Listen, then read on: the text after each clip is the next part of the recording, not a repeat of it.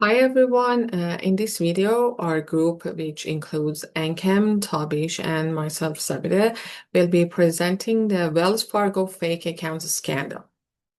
My part focuses on explaining what happened in that case, who was involved, and how the misconduct developed over the time.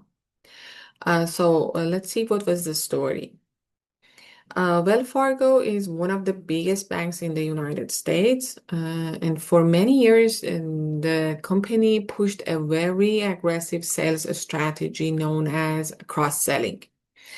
Employees were expected to sell as many banking products as possible to each customer.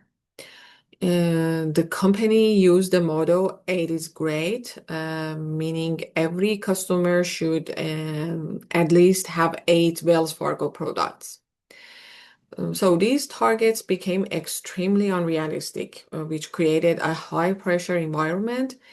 And this culture set the stage for the misconduct that later became the fake accounts scandal.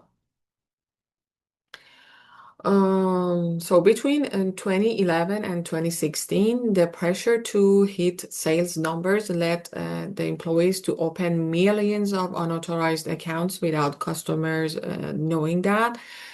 Regulators later confirmed that more than 3.5 million fake accounts were created.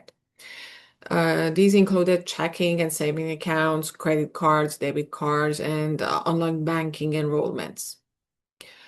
Some staff even moved money from real customer accounts to activate fake ones, which caused unexpected fees and even damaged some customers' credit scores.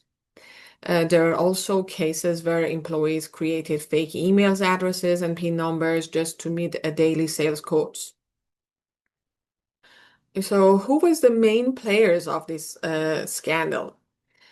The two main individuals were John Stops, the CEO at the time, who supported the aggressive sales culture and ignored internal warnings, and the other one was Carrie Tolstead, head of the community banking division, which is where most of the fraudulent activity took place. Also, the Wells Fargo board of directors were involved, who failed to provide proper oversight and allowed the toxic sales environment to continue. And of course, thousands of frontline employees, many of them who felt forced to participate because of fear of losing their jobs. Although I should mention that internal whistleblowers tried to report the unethical practices, but they were ignored and in some cases even punished. The conduct in this case involved several forms of white-collar crimes, starting with fraud because the accounts were opened without customer consent, consumer deception because using the customer information were used in ways that were misleading or unauthorized, and also financial misreporting because the bank reported inflated sales number to the public and the investor. Of course, there was breach of fiduciary duty because leadership acted against the interest of the customers and the shareholders, and also regulatory non-compliance by violating consumer protection and banking rules. Overall, this was not an isolated incident. It was a system-wide issue driven by leadership and culture.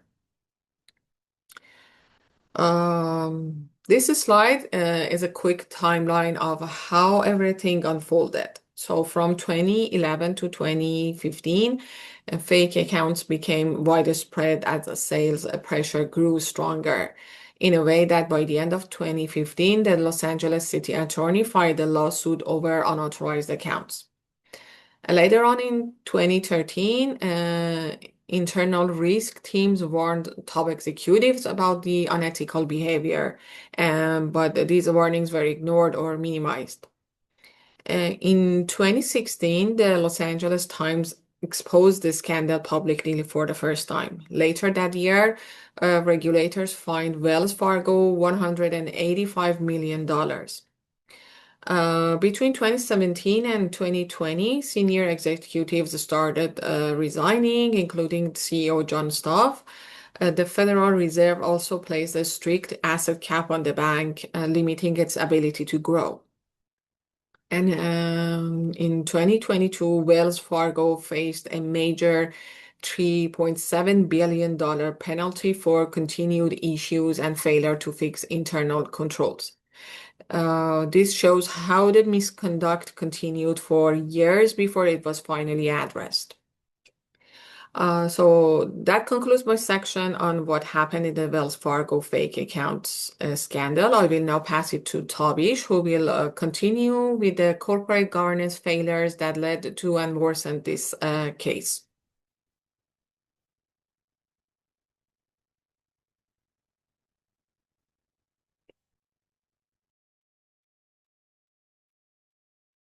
Hello, everyone. My name is Tabish, and today I'm going to discuss about the governance breakdown.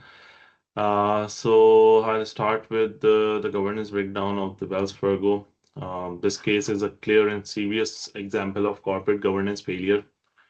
Firstly, the board of directors ignored multiple early warnings about the unethical behaviors, what were going over there.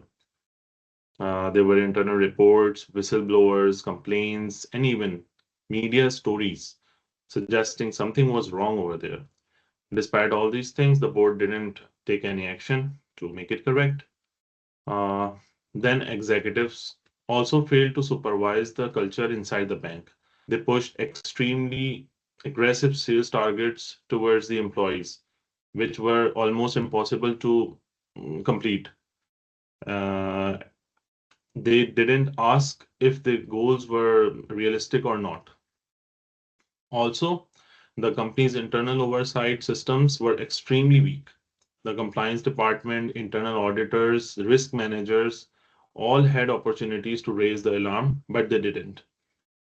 Overall, this breakdown shows a complete failure in the oversighting, accountability check, and the ethical leadership as well.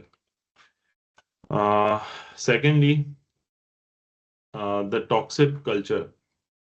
The toxic culture was one of the biggest issue in the Wells Fargo. This company main focus was massively towards sales, rather integrity and customer services. Employees were pressurized. They were always pressurized to open many accounts to get success because if they will not open a lot of accounts, they will not be succeeded and get bonuses and everything else. Employees were evaluated and often pressurized based on unrealistic sales quotas. So many staff members reported that they had to meet daily or hourly targets that were almost impossible to achieve for them. So whoever fails to meet these expectations, they are going to face the disciplinary and the termination or losing their jobs. So it created a workplace environment filled with fear and stress. Employees felt that if they don't open fake accounts, they would lose their jobs. This culture didn't just allowed misconduct, but it actively encouraged and rewarded it, which is a major cultural failure inside the organization. The next is internal control failure. So employees were able to open accounts without the customer signatures or authorizations by the managers, which should never be happening in the financial industry. The bank also failed to track the unusual accounts or account opening patterns, such as one employee is opening dozens of accounts in a very short period of time. So these type of patterns are basically the red flags which a company should detect at the time when it was happening immediately. So even when internal auditors and regional managers raised concerns, their reports were often ignored or minimized by the higher level of authorities. So this showed the complete disconnect between the frontline officers and the workers raising issues and senior leaders who were supposed to address them. Because internal controls were so weak, the fraud was able to continue for years and years. And this was not investigated as well. Next is the misaligned incentives. A major cause of a scandal was the ways Wells Fargo structured its incentives. Executive compensation and bonuses were tied directly to the growth of sales, and not the customer satisfaction, either the compliance or the ethical behaviors as well. So for the employees, the pressure was flowing downwards. Many frontline workers received very small bonuses for meeting targets, but the consequences of not meeting those targets were severe, including constant pressure, warning, and job threats. So the people who benefited the most were the senior managers, senior level executives.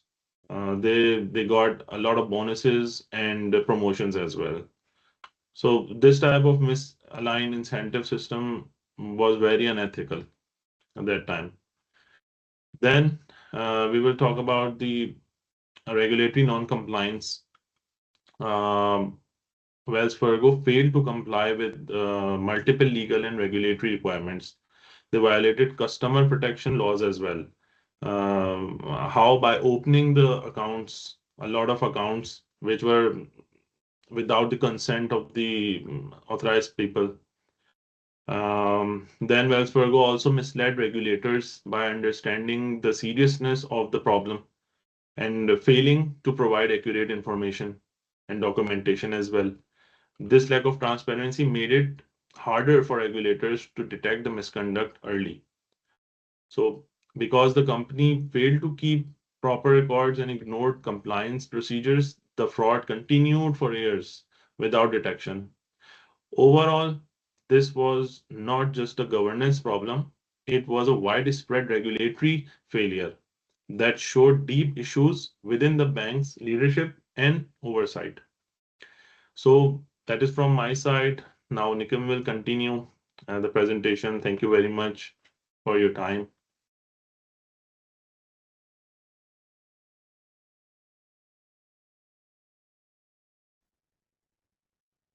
Okay, so we'll start by talking about stronger governance. So to prevent this failure, the bank needed stronger governance. So this include a continuous and independent internal audit, a board that takes whistleblowing complaints seriously, review regular compliance reviews, then clear accountability for executive. This is very, very important. Then we have the ethical culture. West Fargo's also needed to shift its culture away from aggressive sales and towards customer welfare. The bank should have implemented ethics training, reduced pressure on employees, and rewarded ethical behavior instead of simply rewarding high sales numbers. Internal controls.